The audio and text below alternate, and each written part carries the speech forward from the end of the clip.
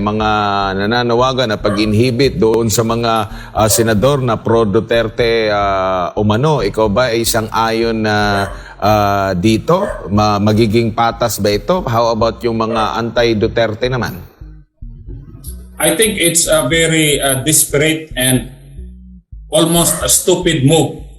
Dahil alam natin, the 24 senators should be the judge. Ano ang where is the fairness kung alam natin na yung idea ng isang senator is leaning on the side of Duterte? Paano naging bias kung sa tingin niya ay talaga lang walang kaso na against VP Inday? In the first place, yung 125 million, galing yun kay Bongbong eh. Binigay niya on the last minute. And I think na-short change talaga si VP Inday. Pero I think the bottom line of the impeachment trial is VP Inday was very active in using her confidential fund and her office in fighting insurgency. Lalo na yung mga recruitment sa mga school campuses. As DepEd Secretary, talagang nilabanan yon ni VP Inday Sara. Kaya galit na galit yung Kamatayan Black, galit na galit yung mga makakaliwa at yung mga terorista. Dahil isa si Inday sa pinakamatapang, pinakahaligi sa laban ng mga Pilipino, laban sa rebellion, laban sa komunista, at laban sa mga terorista. Nakikita naman natin na ang House of Representatives ay na-infiltrate na ng mga makakaliwa at mga rebelde at mga kriminal. At sila pa mismo ang mayayabang na kunyari nag-question kay VP Sara Duterte at kay Tatay Digong na talagang tinitingala ng buong bayan na totoong leader. So, in my opinion, wala nang mukha ang House of Representatives as far as their move to impeach Inday Sara. Dahil parang public knowledge na eh. Ang alam ko, mismo si Congressman Prasco umamin sa video na there were really bribery in the signing of the impeachment article of impeachment. That in itself is a crime. So tama lang na binasura ng 18 senators natin, binalik sa kanila dahil sa umpisa pa lang mali na ang objective ng impeachment. It is a revenge of the makakaliwa, of the terrorist group, of the Kamatayan Black against Inday Sara because she was active in protecting our kids of being recruited to become rebels and communists. Kapansin-pansin po, Sir June, na ang mga nagsasalita lang ukol sa impeachment at sinasabing may kasalanan ang pangalawang Pangulo ay ito ng mga House leaders, no? Yung mga nasa prosecution panel.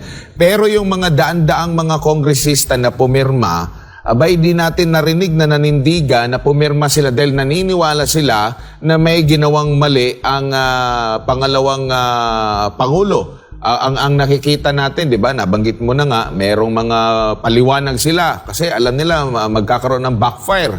Baka hindi sila iboto ng kanilang mga constituents. Ipinaliwanag nila na kung bakit sila bumoto or pumirma doon sa impeachment ay para may maihatid sa kanilang mga constituents, which is mali. Dapat pumirma ka doon dahil ikaw ay naniniwala na may kasalanan ang pangalawang Pangulo.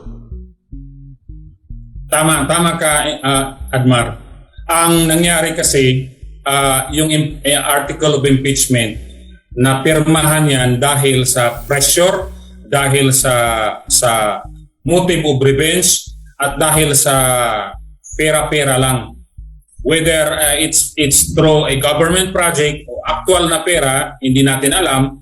Basta, mismong mga congressman mismo ay sinasabi nila, they signed because of money. They needed the fund. At saka palapit na yung eleksyon. So alam natin it's bribery. Pero alam din natin na wala talagang ang numbers of congressmen ay hindi talaga nila inarticulate on merits, on legality na talagang may kasalanan si Inday Sara. Meaning, ang articles of impeachment is based on ill or questionable motives rather than merit, rather than evidence, or anything that is legal. Kaya ang nangyari sa ngayon, alam natin na lame president na si Bongbong Marcos dahil the next 2028 election hindi siya makatakbo. At alam din ng buong Pilipino na pinipilit talaga ng current speaker Martin Romualdez na maging presidentiable. Pero at alam din natin na walang mananalo sa 2028 kundi Duterte ang pangalan or Duterte candidate. Napatunayan na natin yan ngayong 2025 election na kahit maraming pera yung gobyerno ng mga admin candidates, nanalo pa rin yung mga Duterte candidates kahit walang pera. So, yun ang bottom line. At sa ngayon, we expect most of the politicians to slowly lean on the Duterte brand.